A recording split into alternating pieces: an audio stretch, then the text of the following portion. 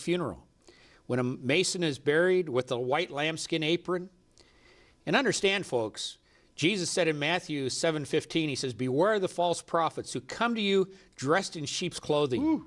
Wow. And every Mason, the first thing he puts on when he goes into the lodge is puts on the sheep's clothing. And Jesus says in Matthew 7, they're going to call me Lord. They're going to preach in my name. They're going to say, Lord, didn't we do all these good works in your name? And Jesus says in verse 23, I'm going to tell them, I never knew you. Depart from me. When you get up to a certain level in the Masons that you're qualified to go into the Shriners, which I guess is really the height of the whole thing.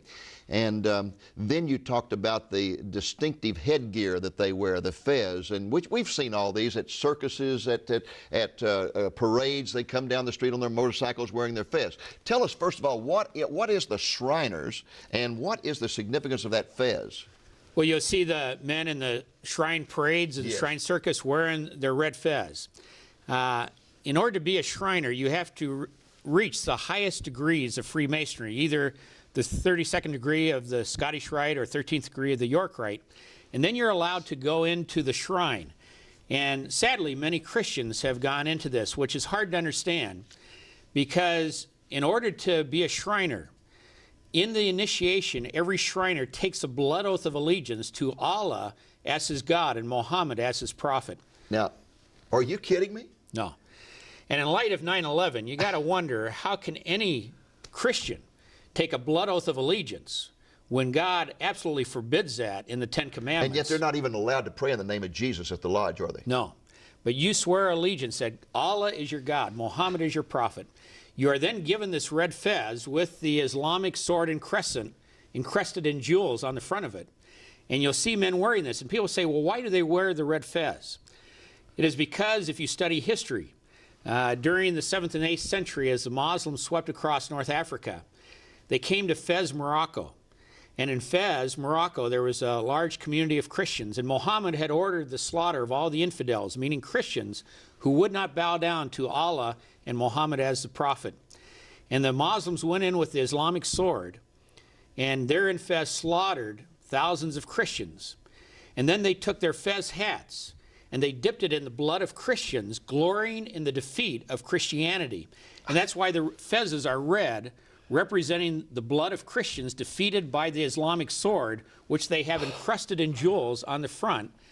And there are Christians who walk around wearing this hat, and Dave, to be honest, it's an abomination in the eyes of God. Oh, my.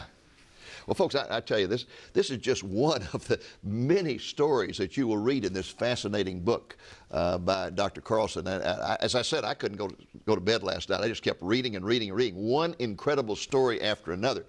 Dr. Carlson, we have about 2 minutes in this segment, and let me just ask you this. Most Masons I know of defend their Masonic membership on two grounds. They'll talk, first of all, about good works, that we do all these wonderful good works, and they do a lot of good works. And secondly, I don't know why it is, but they always do this. They say almost every president of the United States has been a Mason, and that many presidents couldn't be wrong. So what could be wrong with an organization that the presidents have endorsed? Yeah, they often point to George Washington. Mm-hmm. We have letters from George Washington who says he was never a Mason. Oh. In fact, it's interesting, for example, Ronald Reagan, they claim was a Mason, and yet it wasn't until his presidency that they awarded him an honorary 33rd degree Masonry. So you become an honorary Mason. Yeah, honorary Mason, and now they can print, oh, well, Ronald Reagan was a Mason. Ronald Reagan was never a Mason, never had anything to do with the Masonic Lodge, except they chose to give him an honorary... But even if every president was a member, what does that prove? Yeah. What you have to do is go to their own teachings and look at what do the Masonic authorities say Masonry is. They claim it's a religion that is a religion of morality, that they are seeking to earn their salvation through their good works. And as I tell men, you know, there's nothing wrong with good works. There's nothing wrong with children's hospitals or burn units. But understand that Shriners who give money to the shrine hospitals, they are doing that believing that they can earn their salvation in the celestial lodge above, where they say the great architect of the universe lives. And when you go to a Masonic funeral and they're buried with that white lambskin apron, they say there that it is through their purity of their life and morality, that they will earn the celestial lodge. And how much better would it be to give that same money to Christian churches or Christian hospitals or organizations where the work is being done in the name of Jesus Christ to give glory to Him? Yeah. And, you know, Ephesians 2:8-9 says, "For by grace we are saved through faith. It is a gift of God, not of works, lest anyone should boast." Now, Dr. Carlson, the Masons claim that they can trace their history all the way back to King Solomon. What about that? Well, Masonry actually began in 1717 A.D. Well, that sure in doesn't England. get it back to King Solomon. But what they do is they have all these stories and legends in the Masonic Lodge that they say that when King Solomon was building the temple, that Hiram Abiff, his architect, lost the true name of God. And so Masons are now on a search for the true name of God's lost name. How he lost his name is beyond me. But Masons claim that they have discovered the true name of God.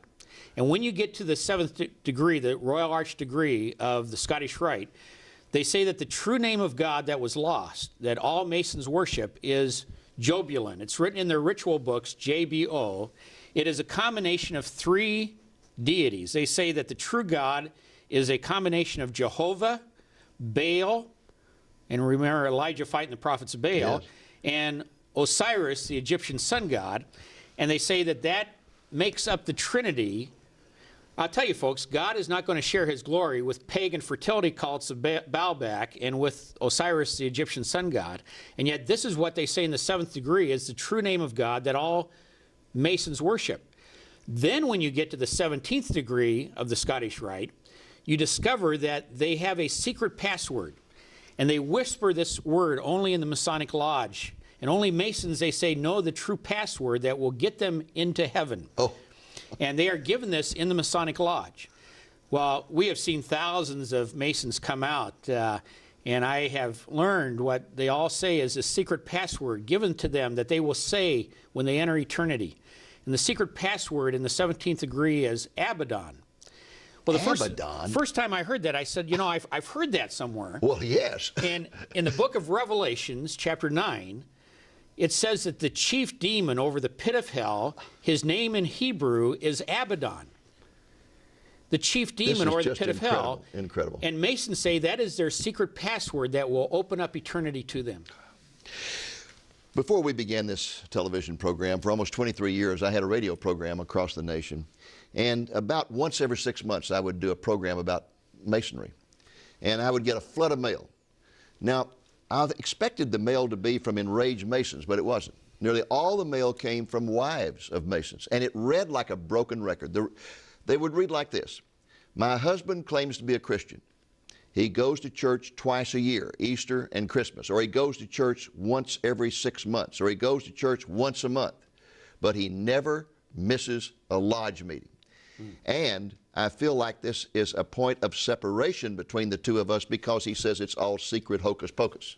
That was the letter I got over and over and over. Yeah, and this is what we see, that the lodge has become their God. It's become their religion.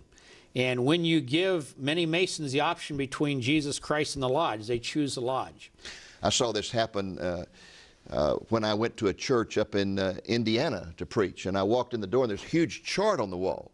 And all people were standing around looking at it, so I thought I'd go look at the chart. And it was very interesting. They had a 24-hour prayer chain where the people had signed up 15 minutes each for 24 hours, day and night, to pray for this meeting. And boy, I was really blessed by that. And I'm standing there looking at this, and this man next to me, I turned to him, I said, "Boy, this is wonderful." He said, "Yeah, it really is." He said, "You know, I'm one of the elders of this church." And I said, "Oh, is that right?